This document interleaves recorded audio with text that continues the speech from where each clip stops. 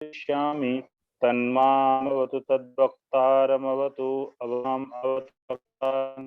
ओम शांति शांति।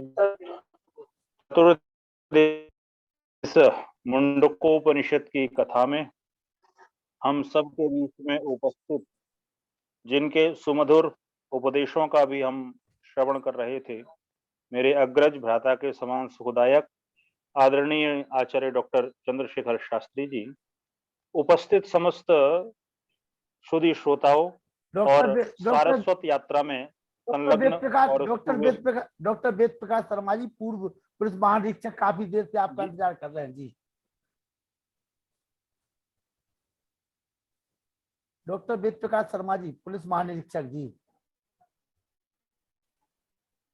जी जी जी जी जी जी। और हमारे बीच में अपने आशी राशि से अभिषिक्त कर रहे और मुझे अत्यधिक स्नेह करने वाले हमारे, अब तो भोपाल के ही निवासी हो गए, पहले आपके लल्लू के वो हमारे पास हो गए, आदरणीय डॉक्टर वेद प्रकाश शर्मा जी, और इस पूरे प्रकल्प को अपने पुरुषार्थ से गति प्रदान कर रहे आदरणीय श्रीयुत हमारे लखनलाल आर्य जी, समस्त इस प्रकल्प में अपने जीवन के अमूल्य क्षणों को समर्पित कर रहे महानुभाव, पिछले 3 दिनों से इस मुंडकोपनिषद के संदर्भ में संक्षेप से हम कुछ चर्चाएं सुन रहे हैं। और मैंने कोशिश ये की भागते भागते प्रथम दिवस मुंडकोपनिषद का परिचय, द्वितीय दिवस में उसके पहले मुंडक के पहले खंड और दूसरे खंड का परिचय, और दूसरे दिवस में मुंडकोपनिषद के दूसरे मुंडक के पहले और दूसरे खंड का परिचय, और के पहले और दूसरे खंड की चर्चा आप सबके बीच में प्रस्तुत करूंगा। उसके अंदर जब हम देखेंगे तीसरे मुंडक में, तो एक बहुत प्रसिद्ध मंत्र, जो कि मंत्र अथर्ववेद के 9वें कांड के 14वें सूक्त के 20वें मंत्र के रूप में है। साथ में ही मुंडकोपनिषद में वो 3-1-1 के अंदर स्थापित है। श्वेता श्वेतर उपनिषद में भी 4-6 के रूप में वो उपस्थित है, और ऋग्वेद के पहले मंडल के 164वें सूक्त के 20वें मंत्र में वो आया हुआ है, 20वें मंत्र के रूप में। और इस खंड को वो प्रारंभ करते हुए इस मंत्र की स्थापना ऋषि वहां पर करते हैं, और मंत्र आप सब के लिए चिर परिचित है। द्वासु परुणा सयुजा सखाया समानम वृक्षम परिशस्व जाते तयो अन्या विप्लम स्वाद्वती अनस्कन अन्यो अविचाकशीति। इस मंत्र के अंदर जो उपनिषदों के ऊपर ये दोषारोपण लगाते हैं कि उपनिषद केवल ब्रह्म की चर्चा करती है, ब्रह्म के अतिरिक्त और किन्हीं विषयों की चर्चा नहीं करती है। अभी तो देखने को आपको ये मिलेगा कि जिस रूप में उपनिषद ब्रह्म की चर्चा कर रही है, वहीं आत्मा और प्रकृति की चर्चा भी कर रही है। और इस उपनिषद को पढ़ने से मुख्य रूप से मनुष्य के जीवन के अंदर 2 विषयों का ज्ञान स्थापित होता है। एक तो ब्रह्म के विषय में ज्ञान, और एक ब्रह्मांड के विषय में ज्ञान आपको इस उपनिषद को पढ़ने से प्राप्त होता है। ये जो द्वासु पर्णा सयुजा सखायम मंत्र है, इस मंत्र के अंदर एक अलंकारिक रूप से बहुत सुंदर सा एक वर्णन है, और एक परिकल्पना की गई कि एक वृक्ष है, और वो वृक्ष कैसा है, तो बहुत सुंदर फलों से युक्त वृक्ष है, और उसके अंदर 2 मित्र बैठे हुए हैं। एक मित्र उसके फलों को स्वाद ले लेकर के खा रहा है, दूसरा मित्र इतना अद्भुत है कि वो स्वाद नहीं ले रहा है और न खाने का प्रयास कर रहा है, वो अपने खाते हुए मित्र को केवल देखने का प्रयास कर रहा है। अब अलंकार के रूप में समझने का प्रयास करें तो यहाँ 3 चीजों का वर्णन है। एक वृक्ष है, एक वृक्ष पर बैठा हुआ वो पक्षी है जो फल खा रहा है, और एक वृक्ष पर बैठा हुआ वो पक्षी है जो केवल दृष्टा भाव से सारी की सारी चीजों को दे रहा है। विशेषण बहुत सुंदर रूप से दिए। एक दिया सुपर्ण, ये सुपर्ण जो विशेषण है ये प्रीपालन पूर्णयो धातु के द्वारा सिद्ध होता है। सुष्टु शोभनानी पालनानी ययो तौ जीवशौ, ये जीव और ईश्वर इन दोनों के लिए विशेषण आया सुपर्ण। ये कैसे हैं, सुंदर पर्ण वाले हैं, जिनका सुष्टु शोभनानी पालनानी, जो विशेषता पूर्वक श्रेष्ठता पूर्वक उत्तमता पूर्वक जो पालन पोषण जिनका हो रहा है अथवा जो पालन पोषण करते हैं, ऐसे वो सुपर्ण है। और वो दोनों कैसे हैं? सखाया। ये जो सखा शब्द है ना, ये अपने आप में बड़ा अद्भुत शब्द है। सखा शब्द का सामान्य अर्थ हम मित्र करते हैं, मित्र। और आप ये स्मरण रखिएगा, इस दुनिया में जितने संबंध हैं ना, ये संबंध हमारे हाथ के नहीं होते हैं। अगर आप कल्पना करके देखिएगा, भाई भाई का संबंध है, ये हमारे हाथ का नहीं है कि हम किसको भाई बनाएं किसको नहीं बनाएं। अगर आप देखें बहन भाई का संबंध है, ये भी हमारे हाथ की चीज नहीं है। अगर आप देखें पति और पत्नी का संबंध है, ये भी शायद बहुत ज्यादा अंशों तक हमारे हाथ में नहीं होता है। कुछ ना कुछ पूर्व जन्म के संस्कार, कर्म और सारी की सारी व्यवस्थाएं हमारे आमने आड़े आ जाती हैं। आप देखें कि पिता पुत्र का संबंध है, माता पुत्र का संबंध है, ये भी इस जन्म के कर्मों के कारण से नहीं है, पूर्व जन्म के कर्मों के कारण से है। लेकिन इस दुनिया में एक मित्र का संबंध ऐसा है, जहां मनुष्य पूर्ण स्वतंत्र होता है, जिसको चाहे मित्र बनावे और जिसको न चाहे उसको मित्र न बनावे। तो परमेश्वर के साथ में जहां हमारे बहुत सारे संबंध हैं, उन संबंधों में एक संबंध मित्रता का संबंध है। और कहा सखाया, वो कैसा है? वो हमारा सखा है। कैसा है? तो ऋषि वर्णन करते हैं, मित्रवत वर्तमानो, जो मित्र के तुल्य वर्तमान है।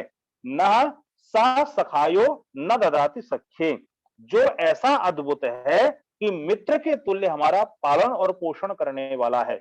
वो कैसा मित्र है? तो वेद में अन्यत्र आपको ऋग्वेद में भी और सामवेद में भी प्राप्त होगा, जहां परमेश्वर का एक विशेषण दिया, पृष्ठम वै अतिथि स्तुसे मित्रमिव प्रियम। वो परमेश्वर हमें ऐसा प्रिय है, पृष्ठम, वो इष्ट नहीं है, वो प्रकृष्टेन प्रकारेण इष्ट है, विशेष प्रकार से चाहा हुआ है।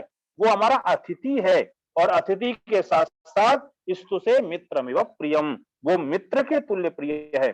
जैसे अपने मित्र के आने पर, अपने अजीज व्यक्तित्व के आने पर मनुष्य को प्रसन्नता होती है, ऐसे ही ईश्वर की आराधना में जब हम बैठें तो मित्र के तुल्य उससे हम प्रेम करने वाले हों। यहाँ पर एक शब्द आया वृक्षम, ये वृक्ष क्या चीज है? तो निरुक्त के अंदर आचार्य यास्क कहते हैं, वृक्षम शरीरम, ये शरीर ही वृक्ष है। आप देखेंगे कि ये जो जीवात्मा है, इस शरीर के अंदर रहते हुए कर्मों को करता है।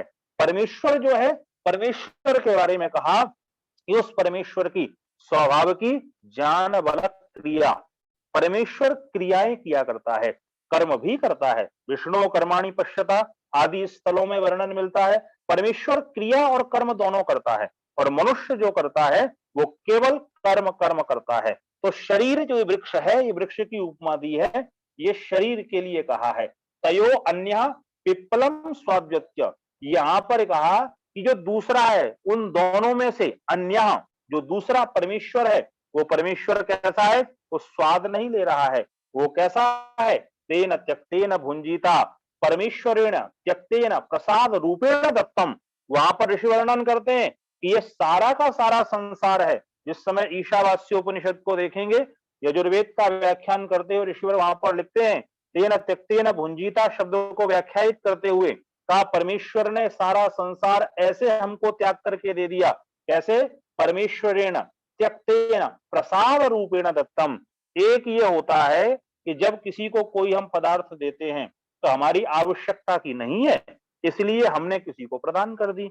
और एक चीज ये होती है जो हमारे जीवन का अमूल्य वस्तु है, अपनी अमूल्य वस्तु किसी को समर्पित कर देना, इसी का नाम प्रसाद होता है। अर्थात जिससे हमको प्रसन्नता मिले और जिसको हम प्रदान कर रहे हैं उस व्यक्ति को प्राप्त करने के बाद प्रसन्नता की प्राप्ति हो। आप किसी को फटे कपड़े दे दें, आप किसी को बासा भोजन दे दें, आप किसी को खराब वस्तु प्रदान कर दें, आप किसी को फटे जूते दे दें, तो उस व्यक्ति को प्राप्त करने के बाद उससे प्रसन्नता नहीं होती है। लेकिन आप अच्छी वस्तु प्रदान करें, जिन वस्तुओं का उपभोग आप कर सकते हैं, अगर वो वस्तुएं आप किसी को प्रदान करते हैं तो आप अनुभव करेंगे आपको देते हुए भी प्रसन्नता होगी और लेने वाले को लेते हुए भी प्रसन्नता होगी। कहा परमेश्वर ने इस संसार का त्याग ऐसे किया है जैसे कोई व्यक्ति अपनी अमूल्य प्रसाद को किसी को समर्पित करता है। तो ऐसा वो परमेश्वर है, संसार की संरचना की, संसार को बनाया और अद्भुत बनाया, विशेष बनाया, बना करके हम जीवात्माओं को समर्पित कर दिया। हम जीवात्मा इसका उपभोग करते हैं, उस परमेश्वर को इन पदार्थों का उपभोग करने की आवश्यकता नहीं है। वो परमेश्वर केवल और केवल इन पदार्थों का दृष्टा रूप है, हमारे कर्मों को वो देखने वाला है। हम इन पदार्थों का उपभोग किस प्रवृत्ति, किस भावना के साथ में कर रहे हैं, वो सारी की सारी स्थितियों को देखने वाला है। तो परमेश्वर का वर्णन इस मंत्र के माध्यम से करते हुए और स्मरण रखना, यहाँ तृत्व की संस्कृति को स्थापित किया गया। वैदिक संस्कृति जो है वो त्रैतवाद की संस्कृति है। तीन के बिना हमारे यहाँ पूरा नहीं हुआ करता है। आप कहीं पर भी लेकर के देखिएगा, मान लीजिए हम एक दुकान में जाते हैं, तो दुकान में आपको तीन चीजें दिखाई देंगी।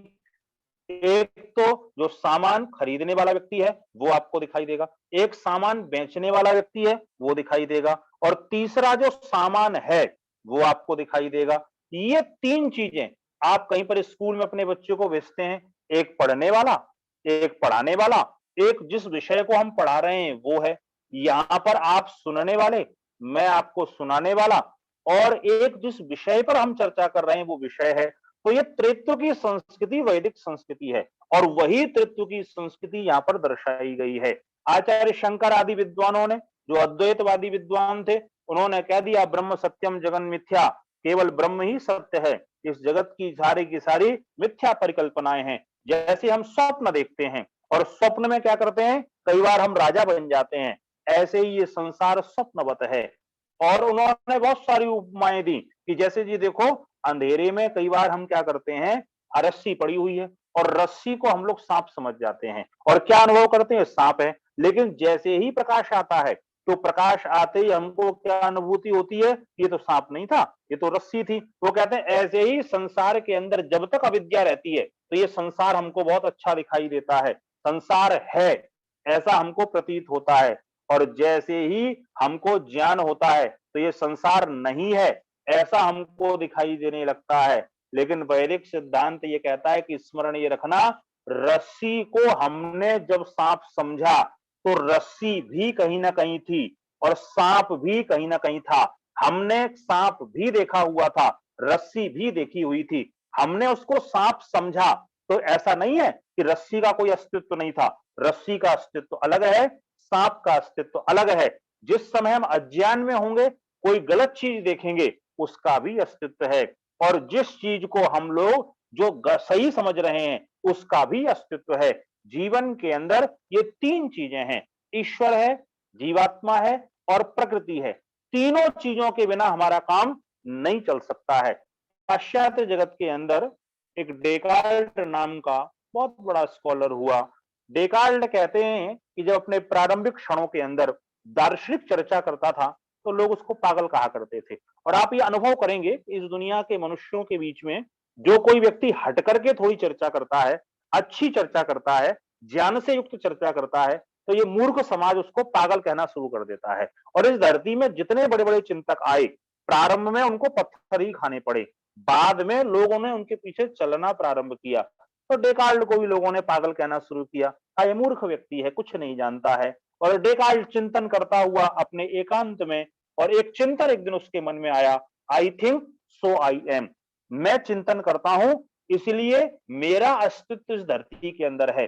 डेकार्ट ने कोई वेद नहीं पढ़े थे, डेकार्ट ने उपनिषदें नहीं पढ़ी थी, लेकिन स्वस्थ मस्तिष्क से उस व्यक्ति ने चिंतन किया तो एक नई अनुभूति उसके सामने आई, और वो कहता I think so I am, मैं हूं क्योंकि मैं चिंतन करता हूं, मैं विचार करता हूं, मैं क्रिया करता हूं। मेरे होने पर ये आंख देखती है, मेरे ना होने पर ये कान नहीं सुनता है, मेरे होने पर वाणी बोलती है, मेरे होने पर ये शरीर में गतिविधि होती है। ऐसा वो कौन सा तत्व है जो शरीर से निकल जाता है, शरीर की फिर कोई कीमत नहीं होती है। आप अनुभव करके देखिएगा कि ये शरीर जब तक आत्मा रहती है, न इसमें सड़न पैदा होती है, न इसके अंदर कुछ और होता है। जैसे ही आत्मा निकलती है, एक दो दिन के बाद में इसके अंदर सड़न पैदा हो जाती है, कुछ घंटों के बाद में ये शरीर दुर्गंध मारने लगता है। ये आत्मा की कितनी बड़ी विशेषता है।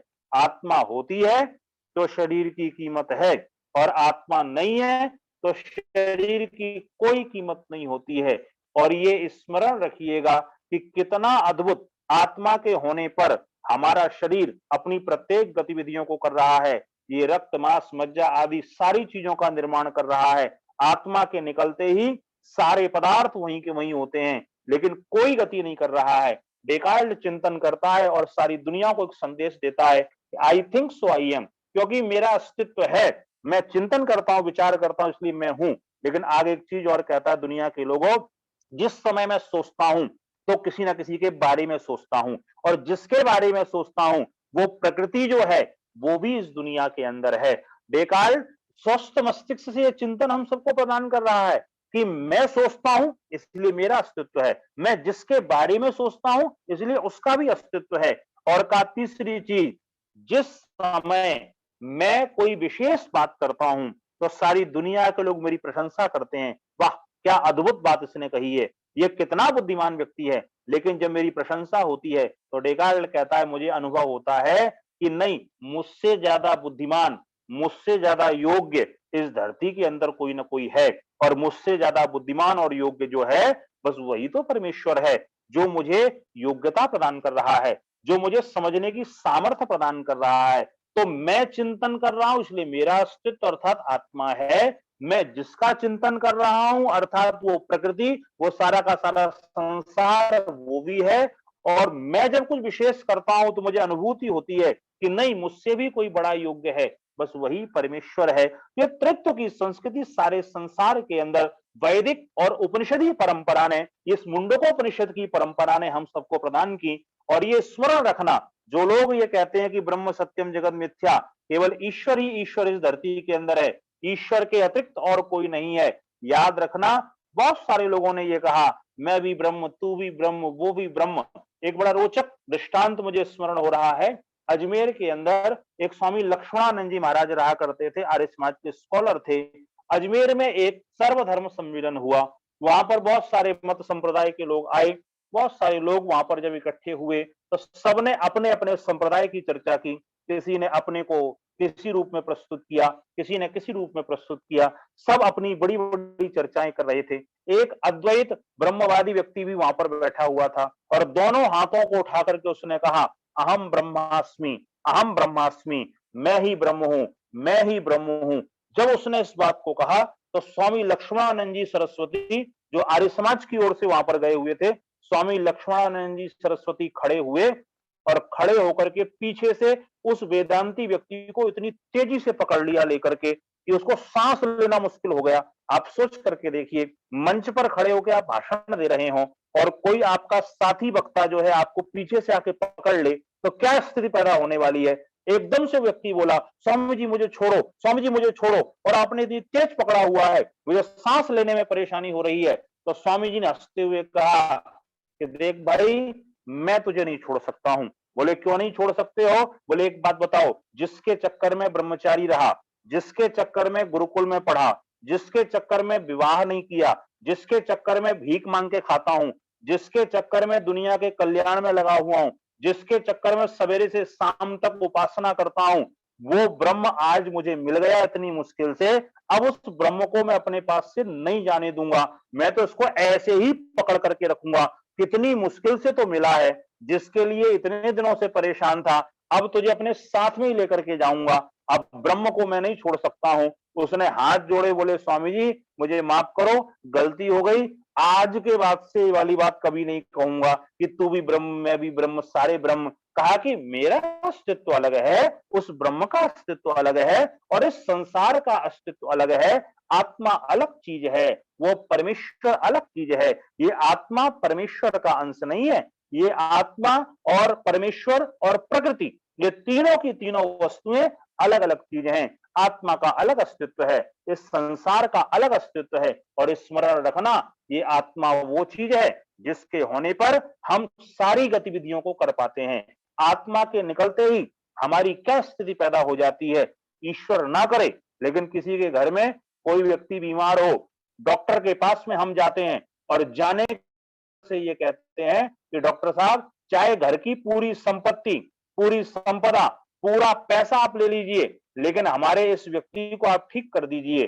डॉक्टर कहता है इतना पैसा लगेगा, ये देखता है ना तो मेरा बैंक का बैलेंस है ना कुछ है, घर गिरवी रखता है, जमीन बेचता है, सारे पैसे लगा करके सुरक्षित करना चाहता है। लेकिन एक दिन डॉक्टर आता है और आगे कहता है जितना हम प्रयास कर सकते थे हमने सारा प्रयास कर लिया, आपके व्यक्ति को हम न बचा पाए, ईश्वर के आगे हमारी न चल पाई। और वो दुनिया छोड़ करके चला गया है, और आप हताश निराश होकर के जब वहां से चलने लगे, डॉक्टर आपसे ये कहे कि भाई साहब एक काम कीजिए, आप आधी फीस दे देना, 5 दिन इसको और यहाँ पर रख लीजिए, जिसके प्राण पखेरु उड़ गए हैं। तो कोई भी व्यक्ति वहां रखने को तैयार होगा क्या?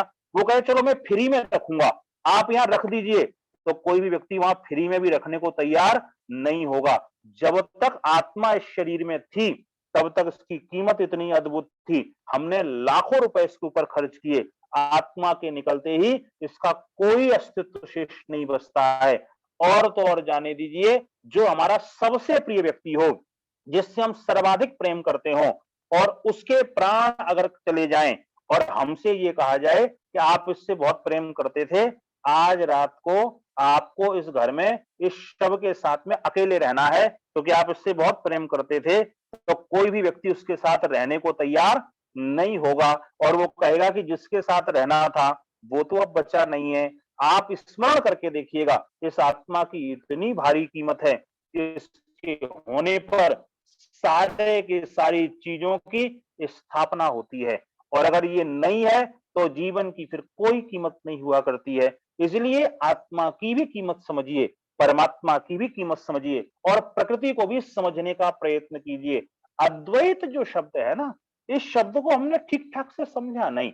जब किसी आचार्य चंद्रशेखर जी जैसे विद्वान से आप पूछेंगे कि अद्वैत होता क्या है, अद्वैत शब्द का यह अर्थ होता है उसके जैसा कोई नहीं, अर्थात उसके जैसा दूसरा नहीं, वो अपने आप में अद्भुत है, ना द्वैत अद्वैत, जिसके जैसा कोई ना हो। और भावना आप देखिए कि स्थिति क्या बनती है कई बार, जैसे एक लोहे का कोई आपने रॉड ली और उसको अग्नि के अंदर डाल दिया, और जैसे ही लाल लाल उसको निकाला, तो आप क्या कहते हैं? पकड़ना नहीं, ये आग है। पर ये स्मरण रखना, लोहा अलग चीज है, आग अलग चीज है, लेकिन आग उसके अंदर और बाहर स्थापित हो गई है। अंदर और बाहर स्थापित होने के कारण से क्या है कि लोहे के अंदर आग का हमने प्रतिनिधित्व स्थापित कर दिया, और उसके अंदर उपाधि उसको प्रदान कर दी। ऐसे ही कोई प्रभु का उपासक व्यक्ति होता है, जिसके जीवन के प्रत्येक क्षण के अंदर परमेश्वर के अतिरिक्त और कुछ नहीं होता है।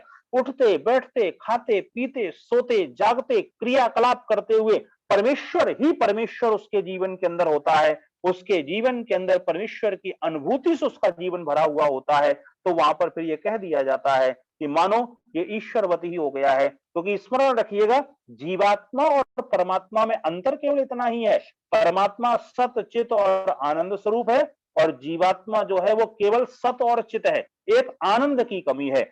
जिस दिन परमेश्वर के पास से समीपता प्राप्त करके मनुष्य आनंद की प्राप्ति कर लेता है, तो वो थोड़ा थोड़ा ईश्वर जैसा दिखने लगता है, ईश्वर जैसा नहीं हो जाता है। स्मरण रखिए, प्रतिनिधि और मुखिया दोनों में बड़ा अंतर होता है। कई बार कलेक्टर साहब को आप बुलाइए, कलेक्टर साहब नहीं आ सकते, उन्होंने अपना प्रतिनिधि भेज दिया, तो आप जो व्यवहार कलेक्टर के साथ करेंगे वो शायद प्रतिनिधि के साथ में न कर पाए। ठीक है, बहुत सारे काम उससे संपन्न करवा लेंगे, लेकिन वो व्यवहार आपका नहीं होगा। ऐसे ही आत्मा जब साधुता श्रेष्ठ कर्मों के द्वारा उस परमेश्वर के जैसा बनने का प्रयास करता है, तो वो परमेश्वर नहीं बन जाता है। परमेश्वर के जैसा होना और परमेश्वर होना, दोनों में बड़ा अंतर होता है। तो ये उपनिषद समझा रही है कि भगवान अलग चीज है, आत्मा अलग चीज है, और प्रकृति अलग चीज है। अब हमको करना क्या है? उस परमेश्वर की निकटता पाने के लिए तो एक बहुत सुंदर वहां पर मंत्र स्थापित किया, सत्येन लक्ष्य तपसा हेषा आत्मा सम्यक ज्ञानेन ब्रह्मचर्येण नित्यम। इतने काम करने पड़ेंगे कि आपको एक तो तप करना पड़ेगा, एक आपको जीवन में ब्रह्मचर्य का पालन करना पड़ेगा, और आपको जीवन के अंदर सत्य का पालन करना पड़ेगा। अगर सत्य, तप और ब्रह्मचर्य ये तीन चीजें मनुष्य के जीवन में हो, तो आत्मा परमेश्वर की ओर बढ़ सकता है। स्मरण रखिएगा कि मनुष्य मन को शुद्ध करे और तप से, द्वंद्वों से रहित बलवान जब वो बन जाता है, तब वो परमेश्वर की ओर चलता है। लेकिन ये याद रखिएगा, आगे एक बहुत सुंदर पंक्ति है। हम लोग जो है ना, हमारे घरों में संस्कृत का एक वाक्य लिखा हुआ रहता है, और भारतवर्ष के जितने घर हैं ना, सबके घरों में वो संस्कृत का वाक्य लिखा हुआ है। अगर मैं आपसे पूछूं तो शायद आपको परेशानी हो सकती है। और चूंकि समय की न्यूनता है, इसलिए मैं आपसे पूछूंगा भी नहीं कि वो कौन सा ऐसा वाक्य है जो हम सबके घरों में लिखा हुआ है।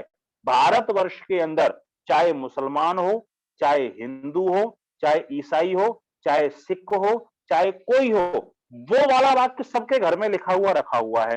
तो आप कहेंगे कौन सा वाला वाक्य लिखा हुआ है? आपके पास तो भारतीय करेंसी होगी ना, 200 का, 500 का, 1000 का नोट होगा, तो उसमें आप देखेंगे एक वाक्य लिखा होगा, और वो वाक्य कौन सा होगा? सत्यमेव जयते।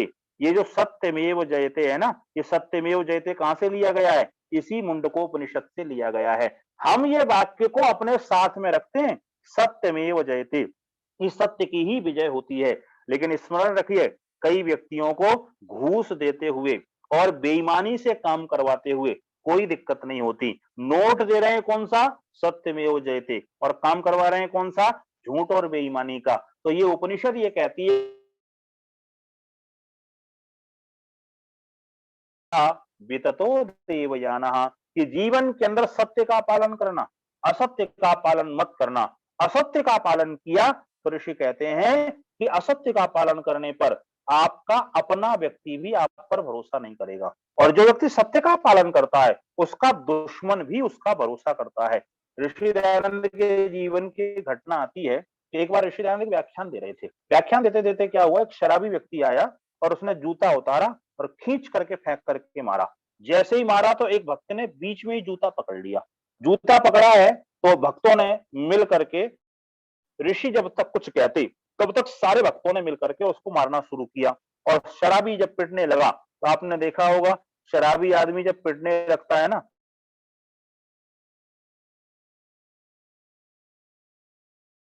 भी कोई नहीं रहता है। तो शराबी जब पिटा तो पिटते ही एकदम खड़ा हुआ, खून से लहूलुहान होकर के, और एक बात कहता है, बोले तुम सबने मुझे मारा है ना, अब मैं तुम्हारी रिपोर्ट थाने में करूंगा जाकर के, मैं दरोगा साहब को बताऊंगा तुमने मुझे मारा है। तो सब लोग जितने वहां इकट्ठे थे, उन्होंने कहा दरोगा साहब को जब तू रिपोर्ट करवाएगा तो दरोगा साहब पूछेंगे कि भाई तू एक बात तो बता कि तुझे मारा तो किसके सामने मारा। अब यहाँ पर जितने हम लोग हैं, हम तो कहेंगे नहीं, क्योंकि हम सब ने मिलकर तेरे को मारा है, तो हम अपने खिलाफ क्यों बयान देने के लिए जाएंगे, और तेरे पास कोई गवाही नहीं होगी, और तू जो है शराब पी के जाएगा तो उल्टी तेरी मार और पड़ेगी। तो पता है वो शराबी क्या कहता है कि मेरी गवाही देगा, यहाँ पर एक आदमी मेरी गवाही देगा। तो लोगों ने कहा कौन गवाही देगा? हम में से कोई नहीं देगा।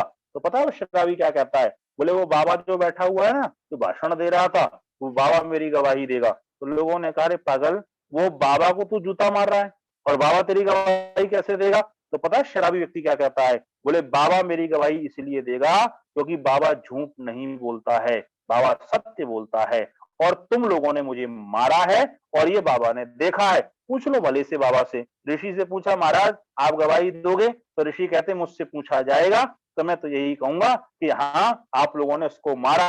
आपको आश्चर्य होगा कि जिसने जूता मारा, शराब के नशे में धुत व्यक्ति को भी ये विश्वास है कि ये आदमी झूठ नहीं बोलता है, ये आदमी सत्य बोलता है। सत्य बोलने का विश्वास सबको होता है। इसलिए कहा इस उपनिषद के अंदर, तुम भगवान की तरफ जाना चाहते हो, तुम जीवन के अंदर उन्नति करना चाहते हो, तो सबसे पहली कसौटी है कि आपके जीवन में सत्य हो। अगर सत्य आपके जीवन में होगा तो आपका जीवन अद्भुत और विशेष बनेगा। और अगर सत्य नहीं है, आप झूठ सत्य सारी चीजों को लेकर के चलते हैं। मुरारजी देसाई का नाम आप सबने सुना होगा, जब हमारे देश के प्रधानमंत्री थे, एक व्यक्ति उनके पास में गया और कहता महाराज आपके राज्य में ना ये सत्य न्याय धर्म कुछ नहीं बचा हुआ है, सारा नाश हो गया। तो मुरारजी देसाई ने कहा ऐसा क्यों? बोले आपके न्याय व्यवस्था ही गड़बड़ हो गई सारी, झूठे आदमी जीत जाते हैं और सच्चे आदमी हार जाते हैं। उन्होंने कहा बात क्या है? बोले बात ये है कि ऐसे ऐसे मेरा मुकदमा था, एक मेरा व्यक्ति जिससे मेरा मुकदमा चल रहा था वो झूठा था, मैं सच्चा था, मैं हार गया, वो जीत गया। तो मुरारजी देसाई ने हंसते हुए एक बात पूछी, बोले उस मुकदमे में तुमने एक भी झूठ नहीं बोला क्या? तो ये कहता है नहीं, एक आध तो बोला है, लेकिन मैंने कम झूठ बोला, सामने वाले ने ज्यादा झूठ बोला। तो मुरारजी देसाई हंसे और उन्होंने कहा देख भाई ऐसा है कि ये सत्य और झूठ की लड़ाई नहीं है, ये तो छोटे झूठ और बड़े झूठ की लड़ाई है। तो छोटा तो हमेशा बड़े से हारता ही है। तो हम लोग जब पूर्ण सत्य का पालन नहीं करेंगे तो हम विजयी कहां से होंगे? पूर्ण सत्य थोड़ी देर के लिए प्रताड़ित तो हो सकता है, लेकिन पूर्ण सत्य पराजित कभी नहीं होता है, क्योंकि पूर्ण सत्यवान व्यक्ति के साथ में परमेश्वर होता है, और जिसके साथ में परमेश्वर है दुनिया का कोई व्यक्तित्व उसको हरा नहीं सकता है। इसलिए उपनिषद यहाँ पर कह रही है कि ध्यान अपने जीवन में रखना कि सत्य का पालन करना, सत्य से युक्त विचार अपने जीवन के अंदर रखना, सत्य तप और यथार्थ ज्ञान आपके जीवन के अंदर हो, ब्रह्मचर्य का पालन अपने जीवन के अंदर हो, सत्य से विचार करना, कथन आपका श्रेष्ठ हो और अनुरूपता आचरण में सत्य की अनुरूपता हो, आचरण में आपके सत्य हो, तो जीवन हमारा अति विशेष बनेगा। दूसरी चीज कही थी तप। तप क्या चीज है? तो ये हमारे देश में, और उन्होंने संस्कृत का बहुत काम किया, वैसे थे वो पाश्चात्य जगत के, लेकिन संस्कृत के लिए बड़े समर्पित व्यक्ति थे। विलियम जेम्स के नाम से पूरी दुनिया उनको जानती है। विलियम जी एक बात कहते हैं कि जीवन के अंदर इस प्रकार से होता है, कभी आपने अनुभव किया हो कि ये तब कैसा अद्भुत होता है, तो कहा जैसे आप बीमा करते हैं ना, बीमा, तो बीमा करते हुए क्या करते हैं कि आपने पहले भरा भरा भरा भरा, फिर इकट्ठा ब्याज सहित सारा जोड़ करके बहुत सारी धनराशि आपको प्राप्त होती है। कहा ऐसे ही जो तपस्वी व्यक्ति होता है ना, जीवन में जब तप करता है, स्वाध्याय करता है, अच्छे काम करता है, तो इकट्ठा होते होते होते होते होते फिर ब्याज सहित उसको बहुत ज्यादा बढ़ करके मिलता है। इसलिए जीवन में अच्छे काम सदा हम करने का प्रयास करें, सदा अपने जीवन के अंदर अच्छे कामों को हम करते रहें। और एक बात का स्मरण रखना, जब जीवन तपस्वी होता है, आप देखिए कभी मिट्टी की आप ईंट बनाइए और मिट्टी की ईंट से आप दीवार बना लीजिए, वो दीवार 1-2 वर्ष में पानी लगेगा बह करके चली जाएगी। तो उस मिट्टी की ईंट को आप अग्नि के संपर्क में ले आइए और अग्नि के संपर्क में ला करके उसको बिल्कुल जला करके सुंदर और मजबूत बना लीजिए कि ईंट अग्नि के संपर्क में आकर के, और जब मजबूत होकर के आती है तो बरसों बरस तक आप ये अनुभव करेंगे कि हजारों थपेड़ों को, हजारों आक्रमणों को वो सहन कर पाती है। इसलिए ईश्वर के रास्ते पर चलना है, धर्म के रास्ते पर चलना है, व्यक्ति को तपस्वी होना पड़ेगा, व्यक्ति को अपने आप को मजबूत करना पड़ेगा, मन के स्तर पर, वाणी के स्तर पर, शरीर के स्तर पर, आत्मा के स्तर पर। वो जितना मजबूत होगा इस संसार के थपेड़ों से अपने आप को उतना ही सुरक्षित और रक्षित वो कर पाएगा। आगे ये ध्यान रखिएगा आप जीवन के अंदर कि हम वो सत्य, तप और ब्रह्मचर्य से युक्त हों। जीवन के अंदर का संयम नहीं है तो परमेश्वर की ओर नहीं जा सकते हैं। जीवन अगर असंयमित है, जीवन वासना से युक्त है, तो भगवान की ओर हम नहीं जा सकते हैं, ईश्वर की समीपता को हम प्राप्त नहीं कर सकते हैं। क्योंकि ये ध्यान रखना, ईशोपनिषद के अंदर एक बहुत सुंदर सा मंत्र आता है, तदई जति तन्नई जति। वो परमेश्वर कैसा है? वो गतिमान भी है और गतिमान नहीं भी है। वो परमेश्वर निकट से निकट है, दूर से दूर भी है, मूर्खों के लिए बहुत दूर है और श्रेष्ठ व्यक्तियों के लिए बहुत नजदीक है। जब हमारे जीवन के अंदर अच्छी श्रेष्ठता होती है तो उस परमेश्वर को हम प्राप्त कर सकते हैं। पर यह ध्यान रखना, परमेश्वर इंद्रियों का विषय नहीं है। बार बार ये उपनिषद समझा रही है कि परमेश्वर की अनुभूति करना है, आत्मा अंतःकरण के द्वारा करें। और यहाँ कह दिया, न चक्षुषा गृह्यते नामी वाचा नाम्यम तेव तपसा कर्मणावा। वो नेत्र, वाणी आदि इंद्रियों के द्वारा जानने योग्य नहीं है, वह तो ज्ञान चक्षु से जानने योग्य है।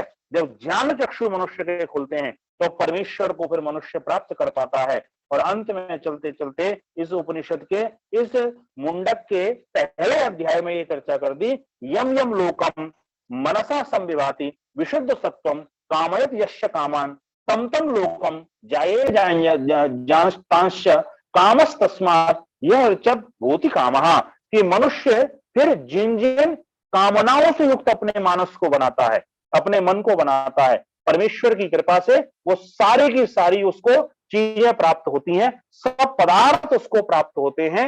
और ये ध्यान रखना कि जब मनुष्य संसार के पदार्थों की कामना छोड़ देता है, ईश्वर की आराधना और ईश्वर के कामों में लग जाता है, तो उस मनुष्य के जीवन में 2 प्रकार की योग्यता आती है। ये मुंडकोपनिषद के तीसरे मुंडक के दूसरे अध्याय के अंदर वर्णन किया कि वो 2 योग्यताओं से युक्त होता है, एक तो ब्रह्म और एक ब्रह्मांड, दोनों के बारे में उसको पता होता है। ईश्वर का भक्त जो होता है वो संसार के प्रत्येक पदार्थ के बारे में जानता है, जिस पदार्थ को वो आत्म साक्षात्कार का विषय बनाता है, जिस पदार्थ को समाधि में बैठ करके वो चिंतन करता है, उस पदार्थ के बारे में संपूर्णतः वो जान लेता है।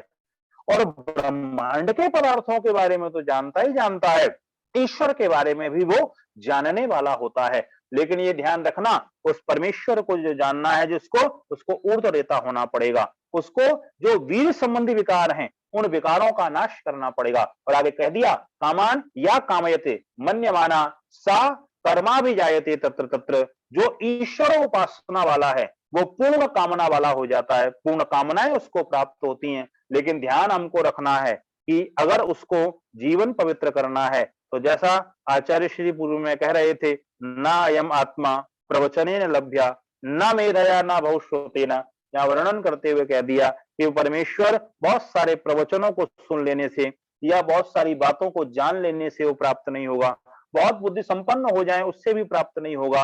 वो परमेश्वर हमको कब प्राप्त होगा? तो कह दिया कि विवृणुते तनुस्वाम, वो परमेश्वर स्वयं आपका चयन करेगा। आप योग्यता बढ़ाइए, आपके जीवन में योग्यता आएगी, भगवान आपका चयन करेगा। आपके अंदर योग्यता नहीं है, चाहे कितना ही कुछ करते रहिए, अयोग्य व्यक्तियों का चयन परमेश्वर नहीं किया करता है। और ऋग्वेद के अंदर एक बहुत सुंदर सा प्रसंग आया। ऋग्वेद में कहा, न ऋतेन शायन्ते सख्याय देवा। जब तक मनुष्य यत्न करके थक नहीं जाता है ना, तब तक भगवान उसका चयन नहीं करता है। हम सोचे निकम्मे बैठे रहें, भगवान चुन लेगा हमको, भगवान हमको दे देगा, भगवान रोटी दे दो, भगवान घर दे दो, भगवान ये दे दो। अब भगवान ऐसे नहीं सुनता है। ऋग्वेद का ये पवन पावन मंत्र कभी आप उठा करके देखिएगा, ऋग्वेद के चौथे मंडल के 33वें सूक्त का 112वां ये मंत्र है। वहां कहा, नारेतेन शांतस्य सख्याय देवा। जब तक मनुष्य थक करके चूर नहीं हो जाता, पुरुषार्थ करके, पूरी मेहनत करके, जितनी योग्यता पुरुषार्थ है उसको लगा करके व्यक्ति चूर नहीं होता, तब तक भगवान उसका चयन नहीं करता है। तो भगवान को अगर चयन करवाना चाहते हैं तो अपने को योग्य बनाना पड़ेगा, क्योंकि वो दुर्बल, प्रमादी, तप और संन्यास के गुणों से रहित मनुष्य को कभी भी प्राप्त नहीं होता है। जो व्यक्ति राग रहित ब्रह्म ज्ञान से तृप्त हो जाता है, समाहित चित्त वाला हो जाता है, तो परमेश्वर उसका स्वयं वर्ण कर लेता है। और तब इस उपनिषद के अंदर कहा, वेदांत विज्ञान सुनिश्चितार्था संन्यास योगा यतया शुद्धा सत्वा ते ब्रह्मलोके परांत काले परामृतः परिमुंचन्ति सर्वे। परांत काल के लिए, वो परांत काल कितना है तो ऋषियों ने गणना करके बताई कि ये दुनिया 36,000 बार बन जाए और 36,000 बार बिगड़ जाए, इतने लंबे काल तक जीवन में कोई कष्ट नहीं आता है। 31 नील 10 खरब 40 अरब वर्षों तक मनुष्य के जीवन में दुख नहीं आता है, उसके जीवन के अंदर आनंद ही आनंद होता है, आनंद के अतिरिक्त और कुछ नहीं होता है। आगे कहा, गता कला काला पंचदश प्रतिष्ठा देवार्षा प्रतिदेवासु कर्माणि विज्ञानस्य आत्मा परे अव्ये सर्व एक ही भवति। वो जो है कला से युक्त हो जाता है, अर्थात प्राण, श्रद्धा, आकाश, वायु, अग्नि, जल, पृथ्वी, इंद्रिय, मन, अन्य, वीर, तप, मंत्र, कर्म, लोक, नाम, ये सारी की सारी कलाओं से वो युक्त होता है। और इंद्रियां अपनी अपनी शक्ति और कारणों में युक्त हो जाती हैं। तो ये ध्यान रखिएगा, ये जो गोलक है ना हमारा, एक तो गोलक है और एक इसके अंदर देखने शक्ति होती है, गोलक खराब हो जाता है तो भी सारा गड़बड़ हो जाता है। कई बार गोलक तो बहुत सही है लेकिन अंदर शक्ति नहीं देखने की तो भी गड़बड़ हो जाता है। गोलक भी सही रखना है, शक्ति भी ठीक रखना है। ऐसे ही अपने को अंदर से भी श्रेष्ठ रखना है और बाहर से भी श्रेष्ठता से युक्त होना है। जब अंदर और बाहर से हम श्रेष्ठ होंगे तो हमारा जीवन श्रेष्ठ और विशिष्ट बन जाएगा। और ये ध्यान रखना कि उस परमेश्वर की जब प्राप्ति सारे प्रयत्न पुरुषार्थ के साथ मनुष्य करता है तो कहा कि वो ब्रह्ममय हो जाता है। उसके कुल में ऐसा कोई नहीं होता है जो ब्रह्म को जानने वाला ना हो। और उसके साथ में कहा, शोक और पाप से वो व्यक्ति छूट जाता है, हृदय की वासना की सारी गांठें खुल जाती हैं, वो श्रोत्रिय और ब्रह्मनिष्ठ हो जाता है, वो श्रद्धा से युक्त हो जाता है, क्योंकि उसके जीवन के अंदर शिरोव्रत होता है। ये शिरोव्रत क्या चीज है तो शास्त्रकार कहते हैं, परमात्मा की उपासना रूपी अग्नि को जिसने सिर में धारण किया हुआ है वो शिरोव्रत कहलाता है। और विधिवत वो क्या होता है, समित पाणी श्रोत्रियम ब्रह्मनिष्ठम, वो ब्रह्मनिष्ठा से युक्त हो जाता है। वो समित पाणी होकर के जो श्रोत्रिय हैं, ब्रह्मनिष्ठ हैं, उनकी समीपता को प्राप्त करने वाला होता है। तो ये सारी की सारी चीजें, और अंत में जाकर के इस उपनिषद के अंदर एक चीज कह दी, उत्तिष्ठ जागृत प्राप्य वरान निबोधयत, जीवन के अंदर उठो, जागो, जागृत होकर के अमूल्य चीजों को इस संसार के अंदर प्राप्त करने का प्रयास करो। तो मनुष्य जब इन सारे के सारे पदार्थों को प्राप्त करता है, जीवन के अंदर सारी चीजों को प्राप्त करता है, और ये अद्भुत विद्या जो है ना, ये यहाँ पर इस उपनिषद के अंदर स्वयं अपने मुख के द्वारा जो इस उपनिषद को ग्रहण करने वाले हैं, जिनके बारे में पूर्व में मैंने आप सबके बीच में स्थापित किया था, जिन्होंने इस उपनिषद विद्या को अपने जीवन के अंदर आत्मसात किया, अपने पूर्व के आचार्यों के द्वारा इस विद्या को प्राप्त किया, वो स्वयं अपने जीवन के अनुभवों को ये कहते हैं कि ये सारी की सारी जो चीजें हैं मैंने पूर्व के ऋषियों से प्राप्त की, क्योंकि यह सत्य है, अंगिरा ने पूर्व काल के जो ऋषि थे उनसे प्राप्त की। और यहाँ कहा नमः परम ऋषिभ्यो, मैं उन परम ऋषियों को, पूर्व के आचार्यों को नमन करता हूं जिससे ये विद्या हमसे प्राप्त हुई। तो ऐसी ये मुंडकोपनिषद की विद्या जो हमें जीवन के अंदर दो चीजों का विशेष ज्ञान करवाती है, एक ब्रह्म का और एक ब्रह्मांड का। तो ये जीवात्मा ब्रह्म को जानने वाला बने और ब्रह्मांड को जानने वाला बने, ऐसे इस मुंडकोपनिषद की चर्चा मैंने आप सबके बीच में की। और ये मुंडक जिसके बारे में मैंने कहा था कि जब सिर मुड़ाते हैं ना, तो सिर मुड़ाने का सारा मैल समाप्त हो जाता है, ऐसे ही जो ब्रह्म ज्ञानी होता है ना, वो अविद्या आदि सारे दोषों का नाश करके ज्ञान से युक्त हो जाता है। इस ज्ञान से युक्त बने। इन्हीं शब्दों के साथ में आप सबका बहुत बहुत धन्यवाद, बहुत बहुत आभार। इति ओम शम। और जैसा कि हमें सूचना प्राप्त हुई थी आज कि हमारे आचार्य योगेंद्र जी मथुरा तितौरी इटावा किसी काम से गए हैं, क्योंकि आपके गांव में आपके द्वारा बहुत विशाल वेद यज्ञ का कार्यक्रम कराया जा रहा है। उसी कार्य की वजह से थोड़ी सी व्यस्तता थी आपको, और लेकिन आप समय रहते जुड़ गए। बहुत बहुत आभार, और आज आपने उसका समापन किया। परमात्मा से हम यही प्रार्थना करेंगे कि पुनः किसी नए उपनिषद के साथ वो हम लोगों के बीच में जब उनके पास समय हो आप आवें। हम सभी लोग उस क्षण का इंतजार करेंगे पुनः आपको सुनने के लिए। बहुत बहुत आभार जो आपने 4 दिनों तक अपना अमूल कीमती समय हम लोगों के बीच में निकाला। मैं बता दूं आपको कि सम्मानीय योगेंद्र आजीत जी विदेश यात्रा उनकी चलती रहती, संपूर्ण विश्व के अंदर आप वेद की दुमदुबी को बजा रहे हैं, और गुरुकुल नर्मदापुरम होशंगाबाद के आप स्नातक हैं, और अनवरत रूप से प्रतिवर्ष वहाँ जो वार्षिक उत्सव होता है उसमें आप सभी लोग वहाँ पहुंचिए। निश्चित रूप से बहुत ही अच्छा गुरुकुल वो होशंगाबाद में बना हुआ है। आचार्य सतपति जी और आचार्य योगेंद्र जी उसको संभाल रहे हैं। बहुत बहुत आभार आपका। मैं निवेदन करूंगा देव कुमार शर्मा जी, देव शर्मा जी जो वेदालंकार है, वैदिक प्रवक्ता, परिवार परामर्शदाता जी। वेद शर्मा जी अपना ऑडियो खोल लीजिए जी। वेद शर्मा जी ओम ओम ओम, मेरी आवाज आ रही है? जी आपकी आवाज आ रही है, और अध्यक्ष उद्बोधन आप 5-10 मिनट में देने का प्रयास करें जी।